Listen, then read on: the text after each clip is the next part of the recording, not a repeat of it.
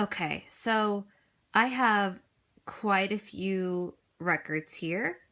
I have Metallica's Ride the Lightning. That's a classic. I also have Megadeth's Rust in Peace record, which hasn't been opened yet. And then I also have Disturbed's Immortalized, Metallica's Master of Puppets, and I also have Disturbed's very first record called Voices.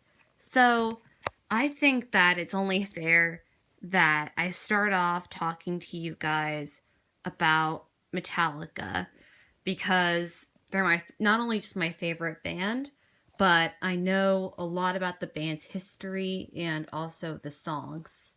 So I'm going to start off by talking to you guys about Metallica's Ride the Lightning. So, Metallica's Ride the Lightning was released in 1984. This is the track listing. Fight Fire with Fire. I'll start with that one first. That song just has such a powerful, churning riff. And that's where you get a glimpse into really how hardcore this band actually is. The difference between this record and Seek and Destroy is that Seek and Destroy, the melodies were a little bit more simple. It was a little bit more amateurish.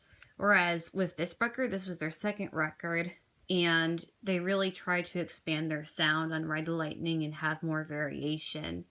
So this record really reflects how the band was trying to mature and expand their sound.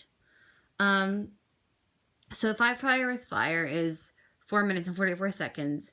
As you can see, it's the second shortest song on this record, but it's definitely an iconic song. Ride the Lightning, the second track, talks about man the electric chair. He's has to be put to death. It's kind of not necessarily a political statement, but one could definitely see it as somewhat of a political song. And I want to show you guys the cover. I have a shirt that has Ride the Lightning on it, and it's one of my favorite Metallica shirts that I own. So I'm going to go ahead now and open up the record so that you guys can see it. That's James Hetfield in his heyday. That's Kirk Hammett in his heyday. That's Cliff Burton, may he rest in peace. And that's Lars Ulrich. Now, as you can see, the lyrics are in the booklet, so it's handy for singing along to and also for headbanging as well. And the lyrics are definitely, very intense, very powerful. They reflect imagery of war, of like terror, but also introspective,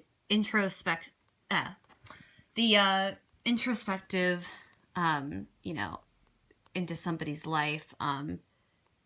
Fade to Black talks about like personal struggles and how people's lives can become quite dark, and sometimes life can be, very, complex and very crazy. And then some underrated songs on this record. Trapped Under Ice is definitely a song that definitely needs to be talked about more. Just that song is not played enough, I feel, and needs to be appreciated more. Creeping Death, that song is played quite frequently at Metallica shows. and it has like biblical references, and a lot of religious imagery as well in that song. And the Call of Cthulhu is actually an instrumental song, and Dave Mustaine at the time, who was obviously now the frontman of Megadeth, he originally was in Metallica for a little while, and he actually did write that song. So this record, I think, was released not long after Dave Mustaine got kicked out of the band. And another thing that I really love about this record is that each song tells a different story. And I also like how just melodic the riffs are, and how this record really was a departure from the original sound of going out and pillaging and stuff.